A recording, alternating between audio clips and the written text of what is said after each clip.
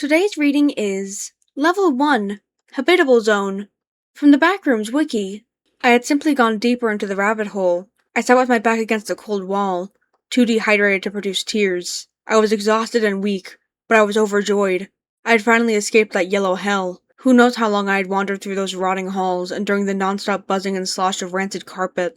I never knew how much I could appreciate the silence. I'd hoped the flickering bulb would send me home, but no dice. Instead, I found a strange, off-color room filled with notes. Some mentioned no clipping, and others advised me to find strange-looking walls to enter, none of which made sense until I saw one myself.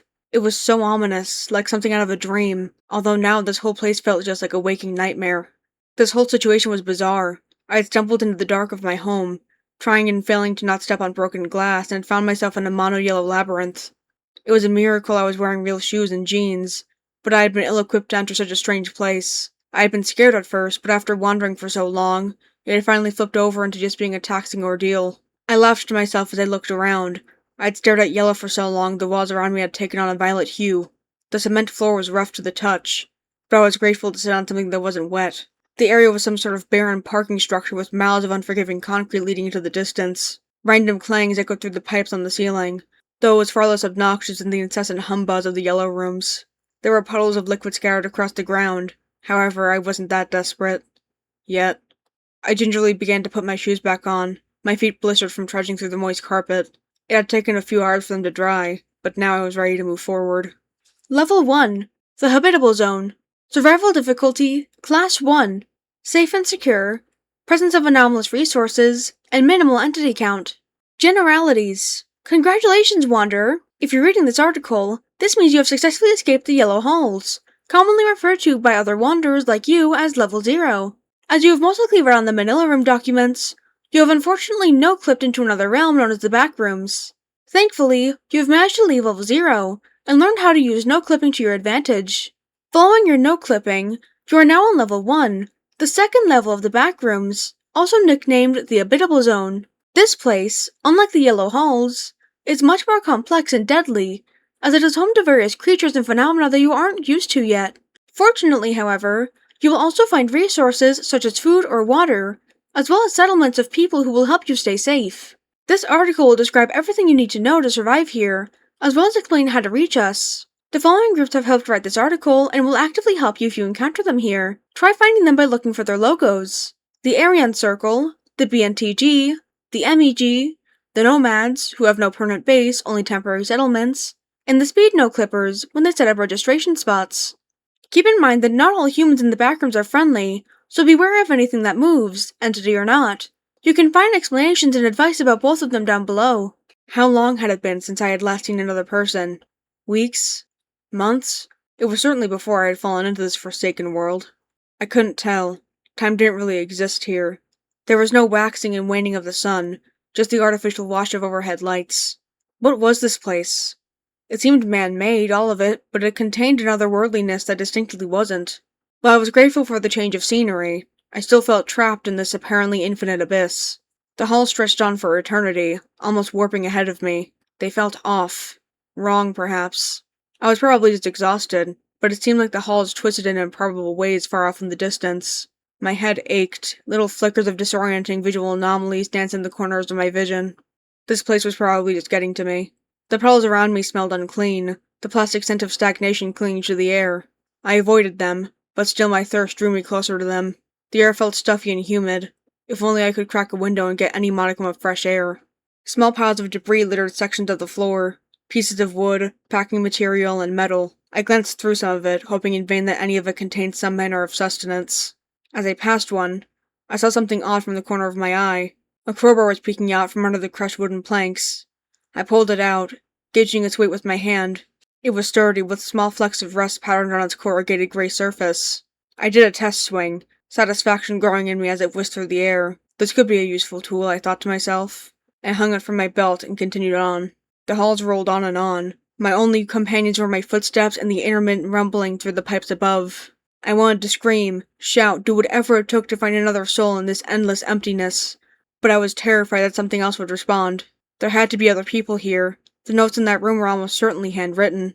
I had to keep looking. They were somewhere, and maybe, just maybe, I could find my way home. The halls. Right now, you're standing in the halls. They're wide and open areas with a consistent architecture of bland, discolored walls that stretch over for miles, with the occasional concrete pillars maintaining the structure's integrity. Many wanderers describe this place as an endless chimera between an underground parking lot and an abandoned warehouse, a description that might spark some familiarity for you. The halls of the Habitable Zone host two specific phenomena: the apparition of crates, being the only way to get resources, and the frequent flickering of the lights, creating small blackouts where the anomalous wildlife of the level tends to come out. Both will be developed below in their specific parts, so refer to the links if you need this information now. Navigation. The Habitable Zone is subject to what we call non-Euclidean geometry. This means that distances you perceive are fabricated by your senses, and that your surroundings aren't what you think they look like. Examples of this include walking for a few dozens of seconds, yet finding yourself where you thought the horizon was, and wandering around for several minutes only to realize you barely moved from your original location. Thankfully, there is a way to navigate this place without relying on your deceiving senses, and it directly involves your surroundings. First, try localizing a particular landmark at a reasonable distance. Examples: a table, a colored pillar, an electric panel, or a crate. Walk towards it carefully, never looking away from it. If you don't appear to get any closer, it means the landmark is way further from you than you thought. In this case, look for another landmark and repeat the process. This will allow you to always know where you are by using a reference point, helping you track where you are at all times. Once you start getting used to this anomalous environment, the need to rely on external objects will gradually fade away. This doesn't mean you should take too much confidence so hastily either. Getting too self-assured is the #1 cause of death among new wanderers. Distances you see will always be artificial, so don't think you mastered non-Euclidean exploration in only a few hours. Sectors. As you start walking deeper into the level, you might notice some slight environmental changes. Pillars with different forms than before, walls featuring more decrepit colors. Those shifts in the landscape are tied to a partition of the level into similar yet distinct zones wanderers call sectors. You can think of them as subsections of the Habitable Zone, still a warehouse, but with some architectural differences between each. Why would we care about changes that are so subtle? The answer is simple. Thanks to their existence, groups manage to name and locate several key areas of the level. This makes navigating the Habitable Zone a much easier experience, as using them allows anyone to figure out which part of level 1 they're in. Obviously, those sectors remain huge, so keep using landmarks for navigation. Sector Gallery. Aquila Sector. Grey walls and flooring with huge concrete pillars compose the Aquila Sector, the most well-known part of the Habitable Zone, more reminiscent of a parking lot than a warehouse. The blandness of the landscape is only interrupted by small pipes on the ceiling, leaking damp water on the floor that isn't safe for consumption. It's likely you're familiar with this environment already, since new wanderers usually no-clip here from the yellow halls. Due to this, the major explorer group has set their base alpha in this sector, allowing for patrols to find newcomers more easily. Set patrols are common, as they actively look for newly no-clipped wanderers to escort safely to the base. They're usually in teams of 4 to 5 people and can be recognized from afar by their bright lime yellow outfits and their eagle insignia. If you spot them, you can safely ask them for help. Guild Sector. More colorful than the Aquila Sector, the Guild Sector features more lights and a more diverse architecture than other parts of level 1.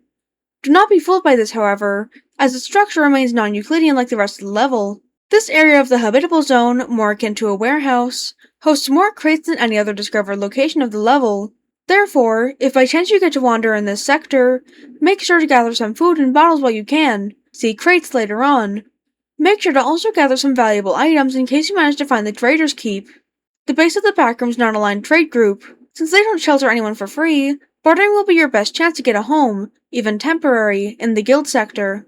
Gothic Sector. The Gothic Sector gets its name from its more curved structure, with arches and circular pillars making up most of the area. It hosts Hippocrates I, the main settlement of Team Hippocrates, of the Aryan Circle.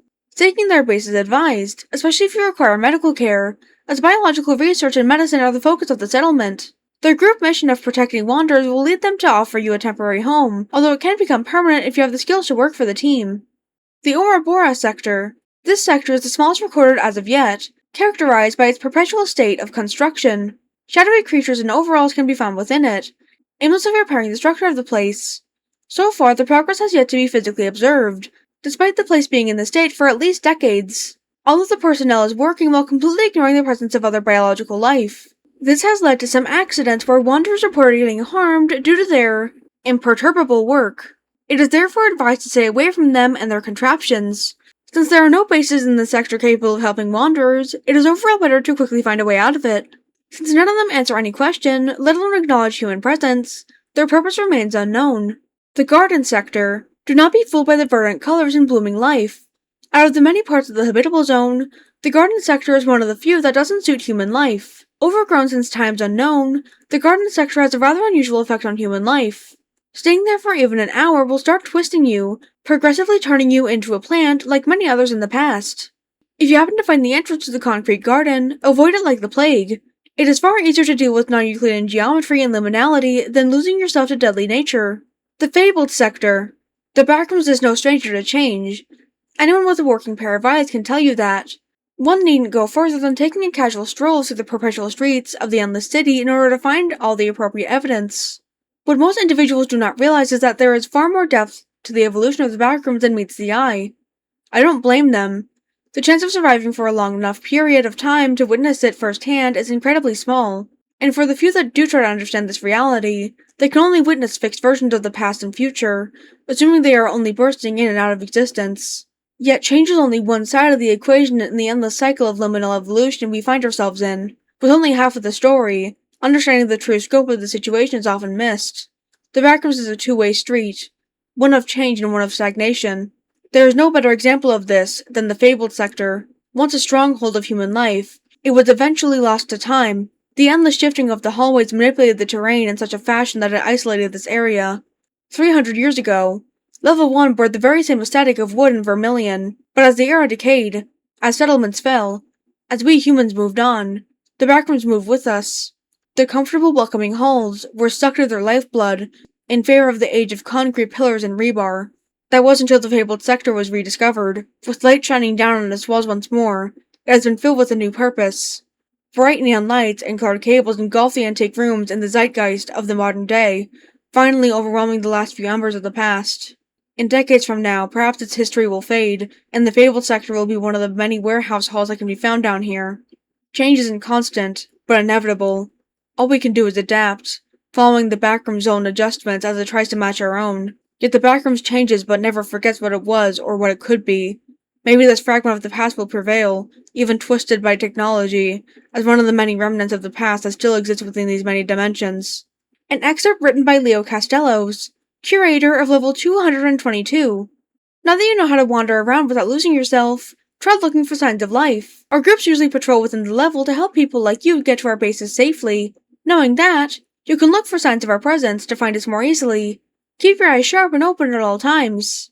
How to recognize settlement landmarks. By MEG Team Compass Point. Hello, Wanderer. My name's Ale, and I'm a member of Team Compass Point, MEG. Today, I'm going to explain to you how to easily find settlement landmarks in the wild. This place isn't called Habitable Zone for nothing. It's actually hosting a lot of settlements made by people who banded together. If you find one, they'll be able to help you recover from the harshness of the level and offer you a place to live in. But getting there is the hard part. As you've probably figured out by now, level 1 is huge. Really huge. And while sectors can help figure out where you are, it's not exactly going to indicate where the closest outpost is. So to circumvent this, groups such as us put down several types of landmarks to guide you. They're usually pretty simple. A colorful piece of cloth with a group logo on it, with food or almond water and a note tied with it. Their vibrant colors clash with the gray walls of this landscape, so look around for those. To make it even easier to find, they're usually put down near doors or on walls, sometimes hanging from neon lights too. Notes will often contain indications on how to find the settlement of the group that made the landmark. Use it to find them. You can also wait near it for someone to come, but as you'll learn later down this page, Flickering makes it risky to stay in the halls for too long, so I'd rather advise you to actively look for the settlement. If you take the contents of one of those landmarks, please take down the colored cloth and put it on the floor. This will allow us to know its contents have been taken, and we will refurnish it during a future patrol. Thanks for your cooperation, and good luck down there! My dehydration had reached a fever pitch, becoming an insidious sickness that cloyed at my faculties. The area swirled around me, into a steely vortex as I stumbled into walls. It was at my lowest point when I saw it, a bottle of water, encapsulated in glass, sitting next to an emergency exit door. I sprinted to it, desperately clawing at the cap as soon as my grubby mitts could reach it. I began sucking down the water, almost spitting it out immediately when I was greeted with a strange, nutty taste. I held it in, turning the bottle in my hands as I read the label. Almond water was scrawled across it in a font straight out of the 1980s. I swallowed. What the hell was almond water? The more I drank it, the better it tasted. It had the pleasant sweetness to it that rolled across the palate. Perhaps I was just thirsty, but this was almost certainly the best thing I had ever tasted in my life. I felt the dryness in my throat ease, and my headache fade. Joy filled my heart. I was saved. At least for now, I shouldn't underestimate this place. Who knows for how long it would take until I found something else to eat or drink. I was so engrossed in my good fortune I hadn't even noticed the note next to it. I picked it off the floor and gingerly opened it. Hello, Wanderer. How auspicious that you've made it here. The fact that you're reading this safely is no small feat. Your reward is the specially bottled almond water, courtesy of the Major Explorer Group. Please come find us. We can help you find your bearings and fully explain what is going on. There is still a long way to go. Follow the corridors until you start seeing people. They'll be able to guide you to safety. Please leave the empty bottle here with the notes so we can refill it. Thanks and good luck. My heart sank. I'd run out of the beverage. I was so relieved. There were other people in here, and they seemed friendly. It made sense that this place would have an explorer group with how big it was.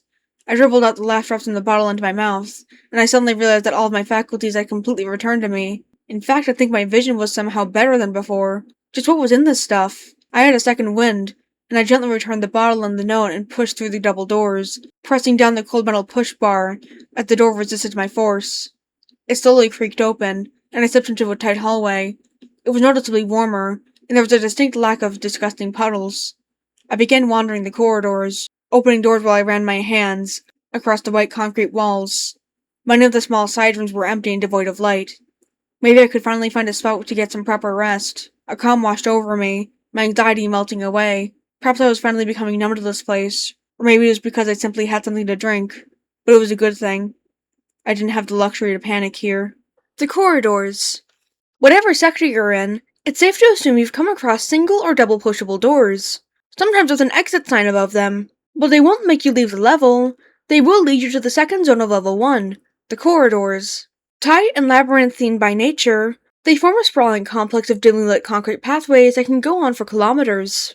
Don't be scared to enter them, however, as they're actually far safer than the halls. Indeed, as you will quickly realize, the structure of the corridors isn't anomalous, which means you can finally trust your senses again to navigate. But beware nonetheless. This complex is convoluted, and it's still easy to lose yourself if you're not careful.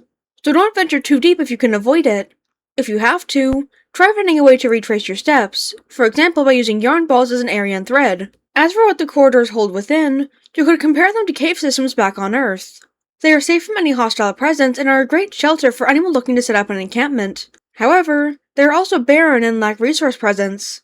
As such, make sure you gather everything you need before leaving the halls. Of course, the corridors aren't devoid of rooms, quite the opposite in fact. However, much like the rest of the Habitable Zone, they are purposeless, devoid of sense and logic. Examples of those rooms are small office rooms with an old computer on an office table, dimly lit by a singular light bulb hanging from the ceiling, tight spaces with brick walls surrounding them, large infirmaries with a single hospital bed at the center and some tables on the sides, rubber rooms with a chair in the middle of them, sometimes clipped into the floor, wide rooms with paintings on the walls and floor. Even with their absurd layout, those rooms are ideal spots to take a rest in. Their temperature fits human comfort, and their enclosed nature allows for a safe sleep. You can claim one of them as your own for the night to get some well-deserved sleep, which will allow you to look for groups more easily afterwards. Creating an encampment in the corridors, by Nomad Troop Arion Thread. Congratulations on finding the corridors, Wanderer.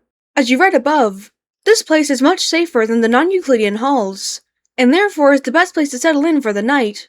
Obviously, rest in such an inhospitable place is crucial in order to stay sane and efficient, allowing you to eventually find other people. However, not all rooms in the corridors are made equal, and some of the wildest backrooms tricks can be running here.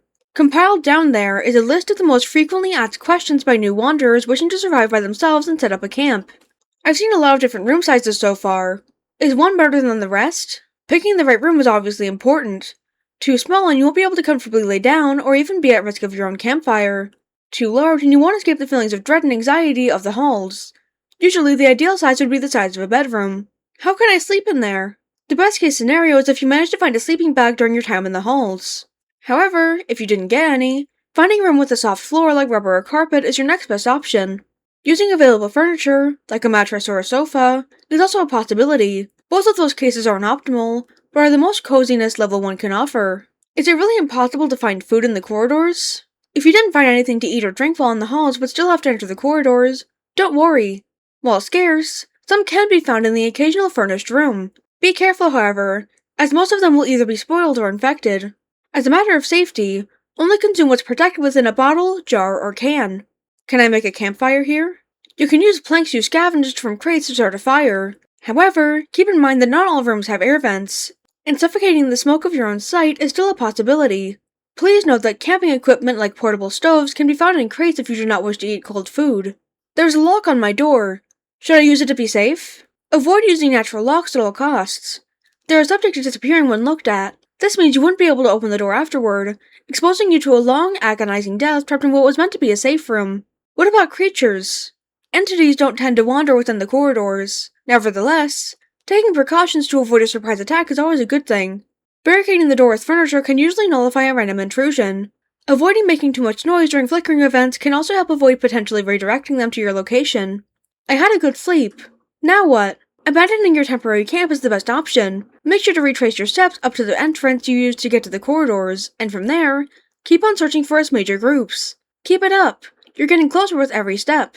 The hours crawled by as I wandered through this new world. The fatigue and thirst quickly returned, thoughts of the so-called almond water creeping into the back of my mind. I needed sleep. I opened every door, scouring every crevice of the area for somewhere to sleep. I had only found ruined crates and fragments of wood, nothing substantial. It was almost another day when I found it. A small, cramped room with several mangy mattresses strewn about on the inside. I closed the door, placing one of the mattresses flush to the door, moving the others to help block the light. I laid down and passed out almost instantly, lost to the swirling darkness behind my eyelids. I dreamed, perhaps for the first time since I had fallen in here. I dreamed of my parents, my dog, happy dreams which coalesced into the shadowy darkness clinging to the end of a corridor. I found myself wandering hallways similar to the yellow hell. However, the lights had turned to blood red, and the buzzing had become insanely intense. I sprinted and sprinted, but the hallway never ended, merely contorting itself in impossible ways as it sprawled out in front of me. The carpet became deeper and deeper until I found myself drowning in the dripping crevice I had found myself in. I desperately clung to the fibers, but they were too wet, and I watched the red lights fade above me. I began to choke as I sank into nothingness, and the carpet completely enveloped me. I snorted myself awake in a cold sweat, disoriented as I sucked in air. Thank the Lord, it was just a dream. I panted, my heart throbbing as the mattress squeaked under the stress of my breathing. I sat up, back against the door, meditating as I tried to forget the dream. This was horrendous. Just another blow after another blow. I felt like I had already gone through stages of grief trying to survive in here. Maybe me thinking I could live on was just me bargaining with myself. I bumped the mattress, blocking the light with my foot, causing it to tumble over. The room was flooded with a pallid fluorescent light, and for a moment I felt truly defeated.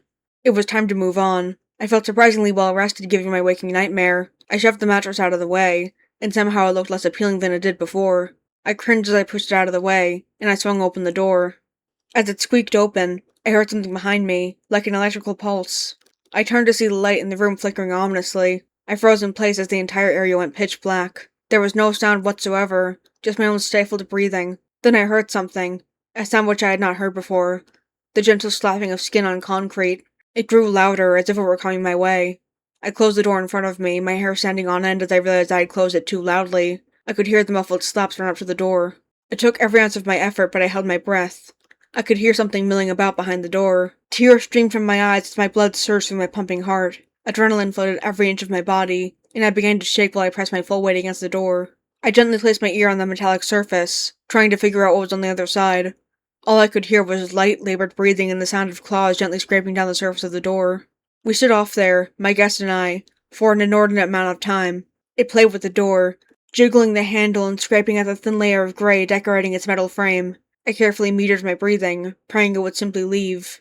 Like a gust of wind, sound returned to the level as the lights flicked back on, relief washing over me as I could at least see. I could hear whatever was on the other side scamper away, and I sank to the floor in relief. I waited 20 minutes before carefully opening the door. The hallway was empty, clear from both directions, so I took a moment to inspect the door. Long sets of 4 claw marks were carved into the material. Clear, foamy, and viscous liquid was lolling down at the surface, and fear rolled through me like an electric shock. What the hell did I just encounter? Flickering. As its rather upfront name indicates, flickering refers to random times when all the natural lights of the habitable zone switch off. engulfing the level in complete darkness. Don't be fooled by its simplicity, however. Out of all the Backrooms phenomena, it might be one of the deadliest you can witness. Both the start and duration of a flickering event cannot be predicted. As such, their random nature is known to stress wanderers as soon as they begin, their innate fear of the dark getting the better of them. You might think this sudden anxiety is warranted, as this phenomenon renders the possibility of losing yourself much higher. However, while this is true, the lack of light isn't the real danger. Indeed, like an anomalous night, flickering allows for many creatures to come out and lurk, hunting for prey who cannot see them as easily. No hall is safe during a flickering event, whatever the sector is. As such, as soon as one starts, you must enter a corridor section fast. Locate the nearest corridor entrance by looking for a green exit light faintly illuminating the door below it. Do not use a light source to walk up to it. Becoming the only bright light source in the area will only lend you to a quick death. Instead, find them while connecting to said door, then slowly fumble towards the small light. This will allow you to avoid getting lost in the non-Euclidean architecture. Keep in mind that most entities have evolved to hear even the faintest of sounds, so avoid running to your destination. Although corridors are also dark during the event, entities very rarely wander there. You can therefore find a room to stay in until the lights come back. Several steps into the hallway, my heart jolted. I quickly ran back to the room I had used as a refuge. My crowbar was still sitting on the ground where I had left it, right next to the mattress. I sighed in relief, grabbing the object and placing it back on my belt. Finally, somewhat rested, I had a new pep to my step. Perhaps it was in part due to the adrenaline rush of hiding from whatever was behind the door, but I was motivated to keep moving and finally exit these haunting halls. The thirst and hunger had begun to set in again. I hoped my new friends at the main explorer group mentioned in the note would leave me more goodies. Hours passed as I wandered. I kept glancing upward with the newfound paranoia, but thankfully, the lights didn't turn off again. Eventually I came across a large door, this one heavily rusted from the multiple dents in its metallic surface. I slowly opened it, gripping my crowbar as I eyed the contents of the room. I saw a large corridor lined with metal shelves straight out of the backrooms of a retail store. They were stocked with crates composed of a familiar wood, the same wood I had seen scraps of throughout the area. Seeing no immediate danger, I entered the room, the door groaning from its contorted shape. I walked up to the nearest crate and immediately stabbed into the crack between the lid and the container with my crowbar. I awkwardly jimmied the object in before prying open the lid. It cracked open, splinters of wood scattering everywhere. I foolishly reached into the box, recoiling as something inside sliced into my finger. Warmth spread down my hand as blood flowed from the laceration. I quickly tore off part of my sleeve and wrapped it tightly, grimacing from the sharp pain. I grabbed the crate and slammed it onto the floor, right under the light. It was full of small metal robots. They looked like vintage toys, with fraying paint and sharp edges, the kind you'd seen in an antique shop. I tisked, kicking the box out of the way. I began ripping apart more crates, finding more useless garbage and tossing all of it to the side. One container had a mountain of dead mice, another panes of glass. Eventually I found one with a single backpack in it. It was logoless and black. The zipper was broken, but it could still work well enough. I slung it over my shoulder and continued popping crates. There was a single crate hidden behind the rest. It was far back on a shelf and enveloped in the shadows.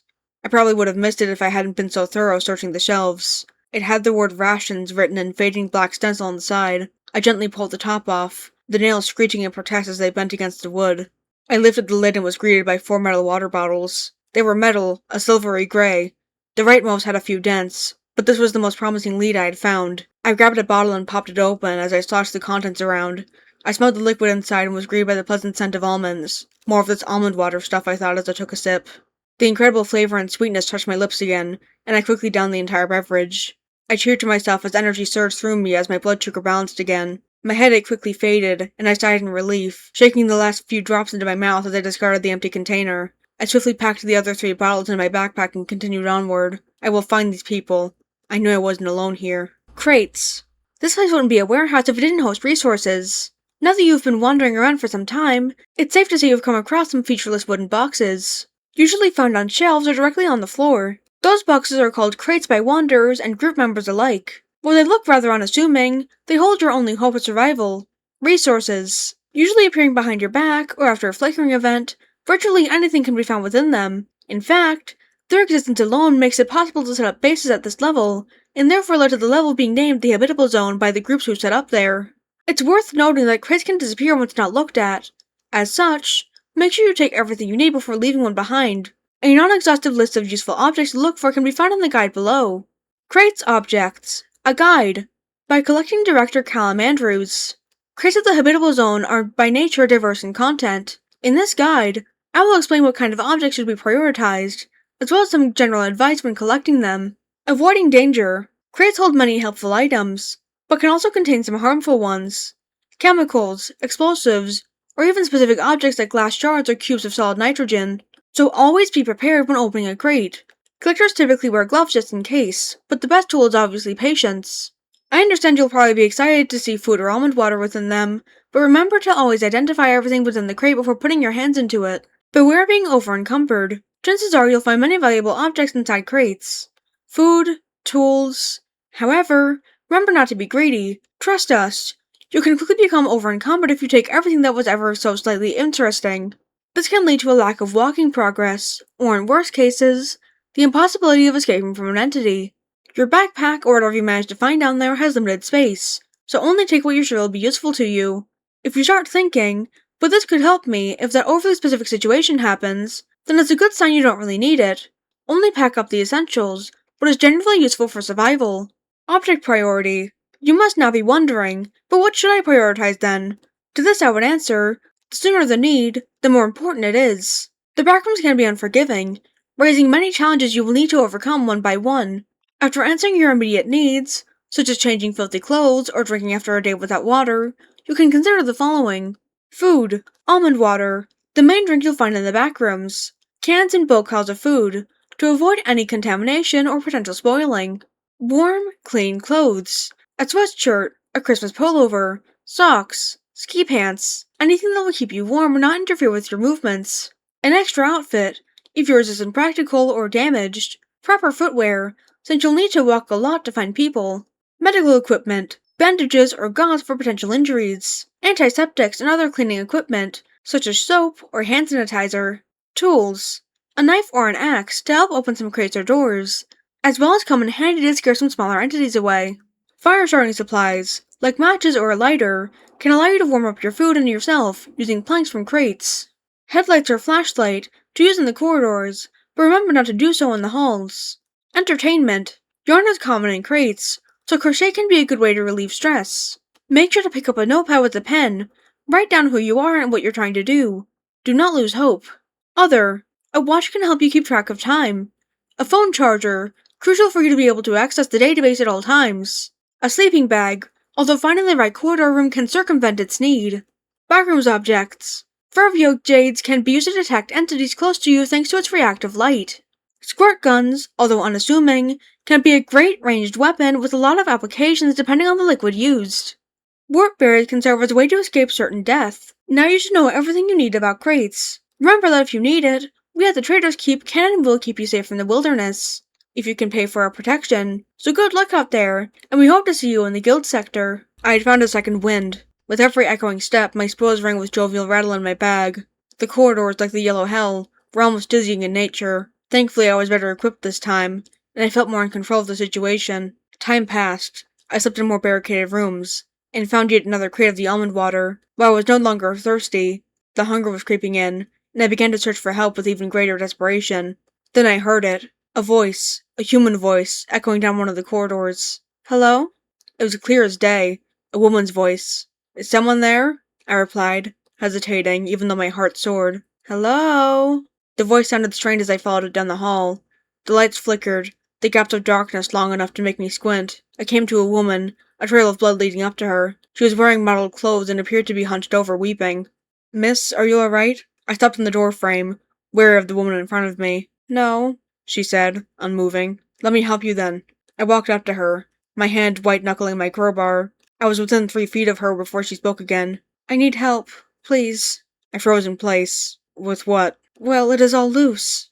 My heart pounded in my chest, my head spinning. What's loose? The woman turned around. Her skin hung from her body and face, like I had given up on clinging to her bones. She slowly reached up, grasping her hair as she pulled the skin taut on her face. It revealed strange eyes and pointed teeth as she began to smile. I then noticed something in the corner of my eye.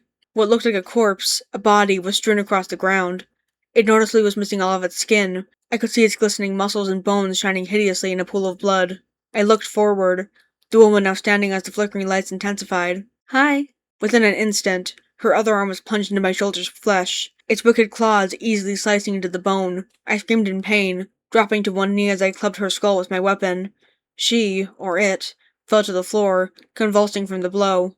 I swung the crowbar into it over and over again until it stopped moving. My vision blurred and my heart slowed.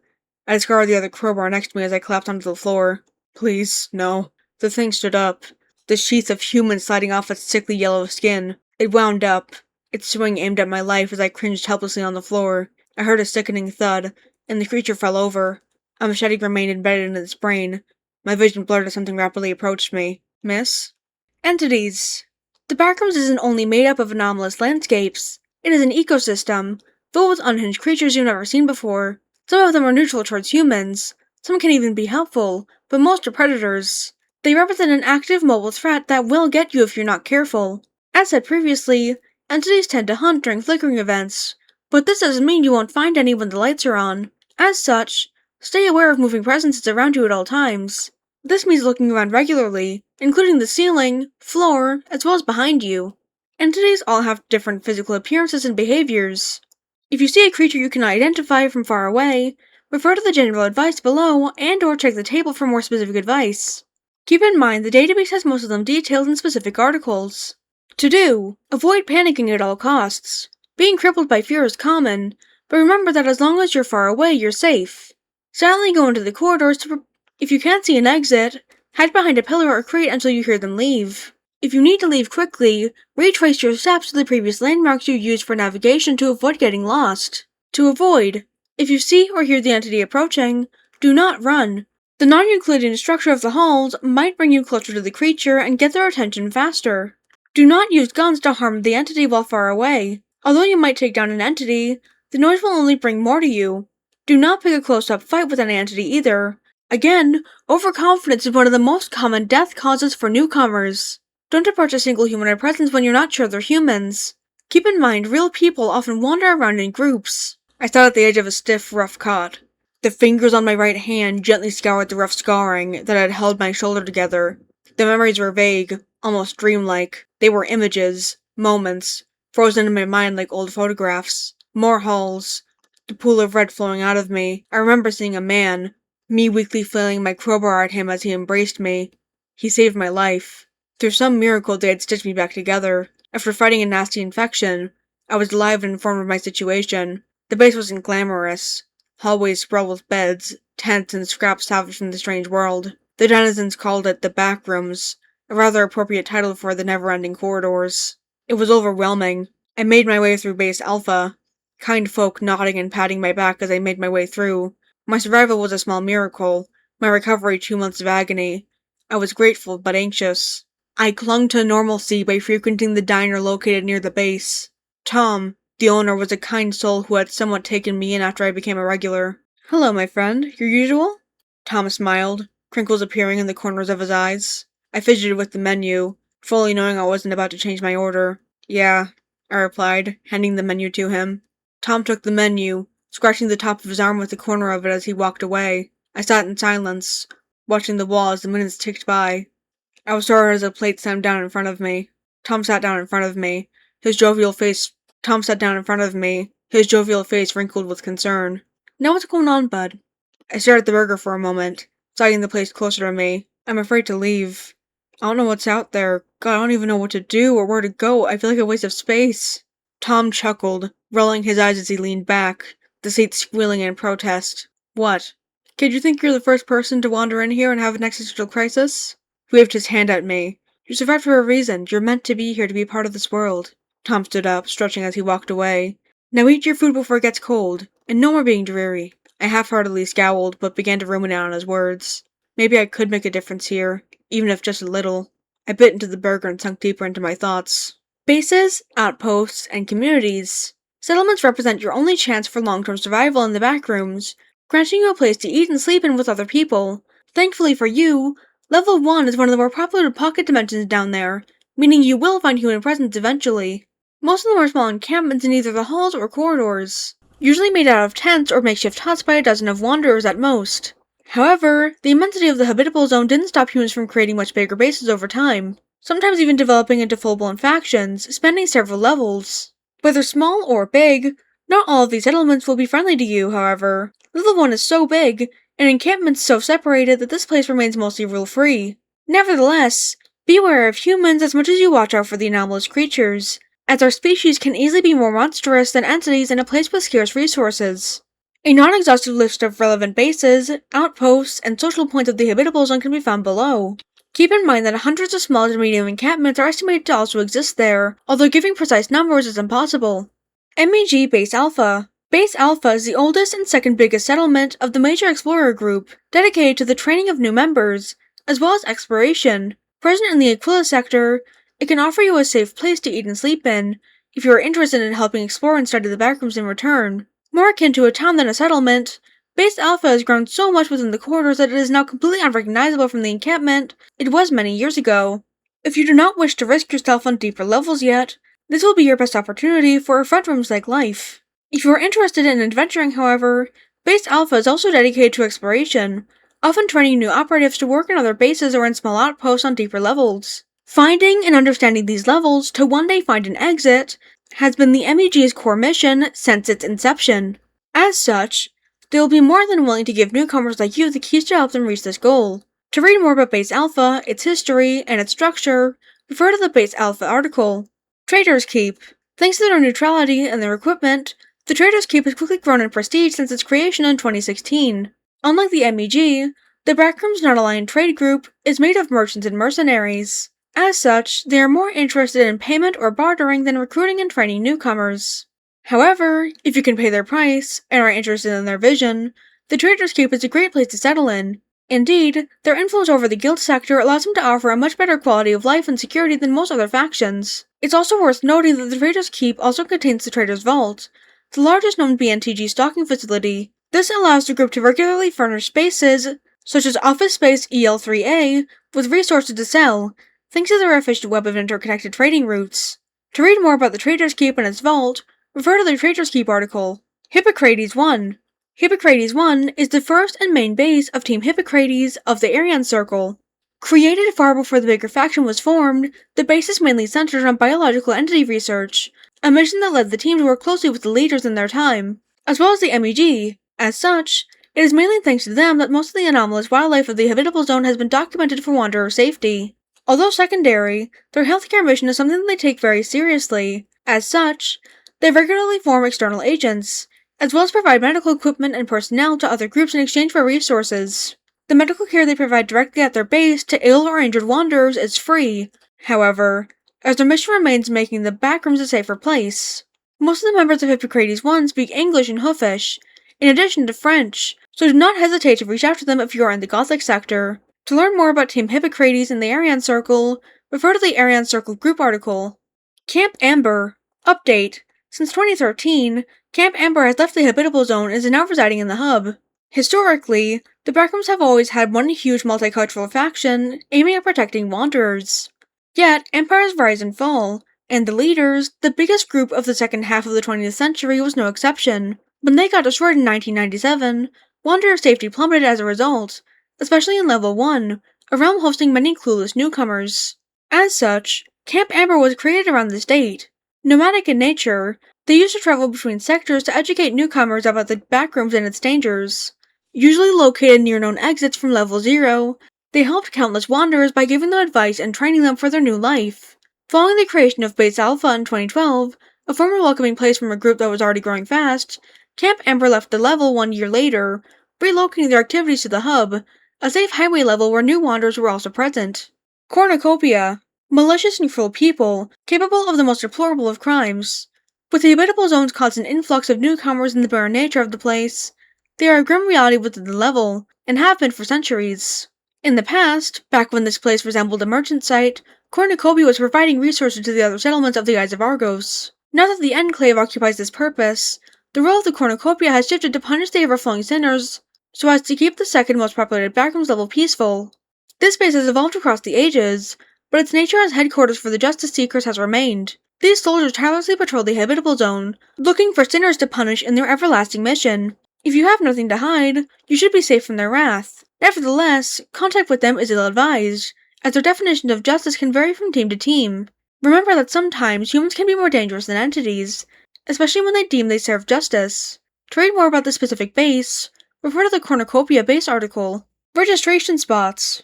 Unlike most of the other factions, the speed no-clippers don't have permanent bases, as their name represents more of a way of life than a united group. However, even if plenty of communities and online forums have different styles, most still recruit new members through temporary setup of registration spots, such as in the Habitable Zone. Registration spots are usually simple in nature, ranging from makeshift wooden booths to tents.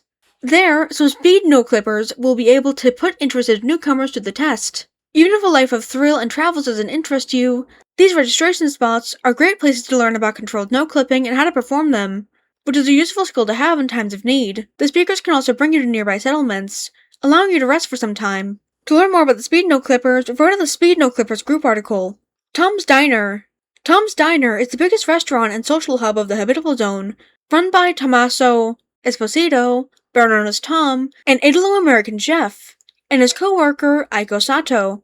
Although it started as a simple food stall, his work quickly gained popularity thanks to his meal quality, as well as his overall optimistic and lighthearted personality. Over the years, the area developed into a complete diner. Most Backrooms groups will use bartering as the money system, and Tom's Diner is no exception. A meal will cost you different resources depending on how elaborate it is. In addition, it is also common for people to bring their own ingredients to the diner as a way to both reduce the price and furnish the place for future meals. Due to its renown, Tom's Diner has quickly grown into the biggest social place in the Habitable Zone. Whether you're looking for new friends or travel companions or wish to spend some time resting to the sound of the different artists making concerts here, the diner is your best bet to find people. My story still hasn't ended. The MEG pulled me from the hungry jaws of death, and now I proudly wear their insignia. My job is simple. I place supplies and notes in level 0 and level 1. I give back to the other newcomers so that they too can write their tales. Soon I will be able to explore this new world, but for now I will just welcome others to it. To those reading this, do not give up hope. There are groups out there who want you to live. The more of us in here means we all have a better chance to survive, a better chance to find a way out. Forge forward, you will find the way. Sincerely, Stephanie Ashford. Entrances and exits. Level 1 is just the beginning. The backrooms are made of hundreds of other pocket dimensions, some sharing thresholds with the Habitable Zone. Below can be found a list of known thresholds leading to or away from here.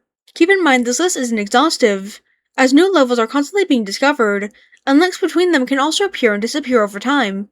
Most levels accessing to or being accessible from anywhere have also been omitted for simplicity. Entrances. So far, the only entrance to the Habitable Zone you know of is level 0. However, many others have been discovered over the decades. Doors. Most of them take the form of doors from other levels. In such case, simply opening them and going through the threshold leads to level 1. Known examples include certain random doors in level 4.2, Parking Lot of Fog, some building entrances in level 11, The Endless City, the door on level 12, Matrix, after following a specific course of action, rusted metal doors on level 40, Roller Rock and Pizza, sandstone doors on level 46, Arabian Desert, certain doors on level 54, Stairwell of Spirals, doors on an office space on level 162, The Concrete Wall, doors leading to non-noteworthy buildings on level 215, Harborside View, certain doors connecting to a building on level 330, A Stroke of Color, cardboard doors on level 409, The Paper Rooms, either door on the room of level 726, just a regular living room, smooth thresholds. Some other entrances are smoother, which means there are gradual changes in the environment. In such cases, walking far enough into a specific section of a level can lead to level 1. Examples include going back to blinder corridors in level 2, abandoned utility halls, following a concrete hall or corridors that gets progressively less glitchy on level 38, Fold Point, using a flight of stairs or an elevator on level 141, the boiler rooms. No clipping. Entrances can also occur through no clipping, similar to level 0. No clipping through a wall on level 0.1, Zenith Station. Touching or no clipping with the majority of objects or walls in VP3 on level 84, the Shifting Hedge Maze. No clipping through a concrete wall on level 128, the Great Outdoors. No clipping through any platform secondary wall as it recedes on level 162, the Concrete Wall.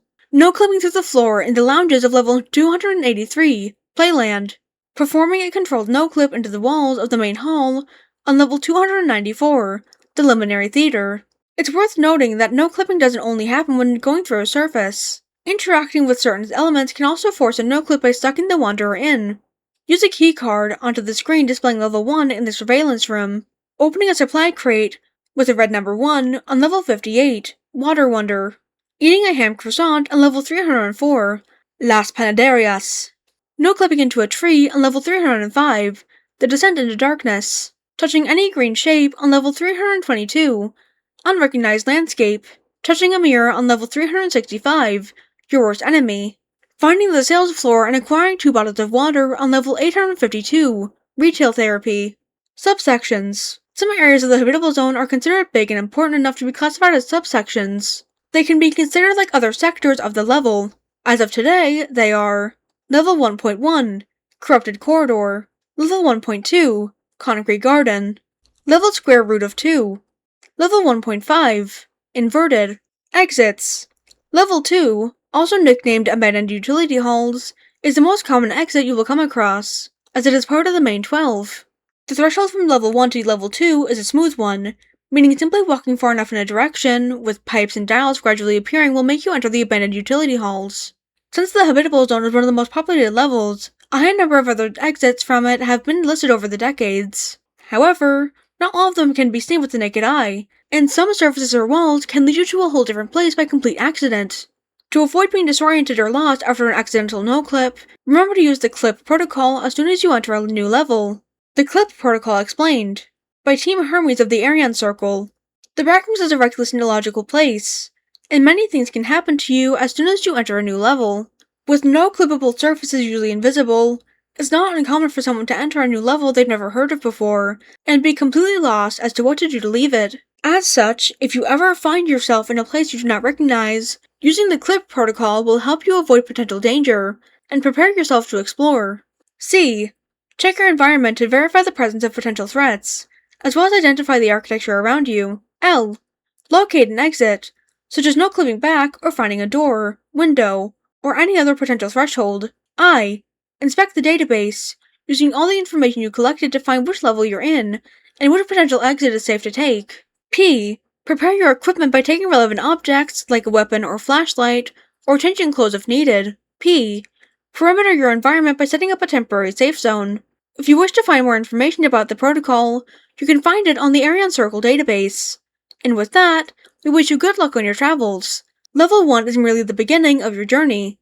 With that in mind, here are the known exits from the Habitable Zone. Doors. Like level 1 entrances, most ways to exit it take the form of doors. Glass doors will lead to level 22, Ruins Left Behind. Doors with unique symbols at the end of corridors with fluorescent lights will lead to level 154, The Laser Game.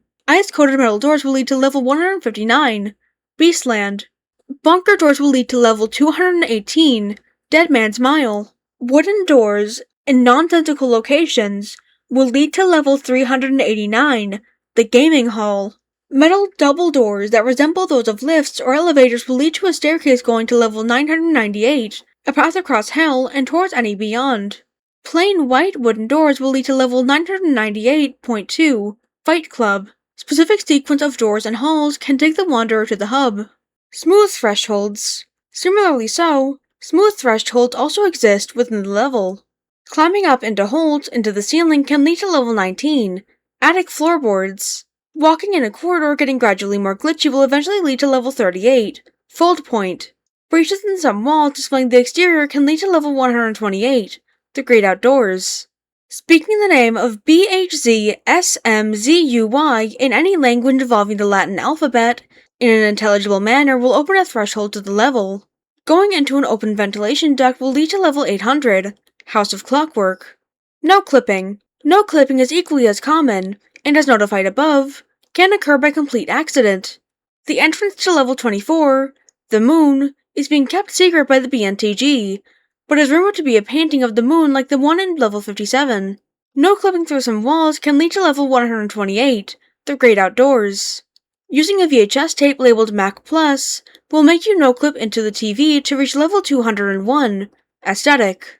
No-clipping into a dead tree will lead to level 305, The Descent into Darkness. Going through a painting depicting a jester-looking character will lead you to level 389, The Gaming Hall.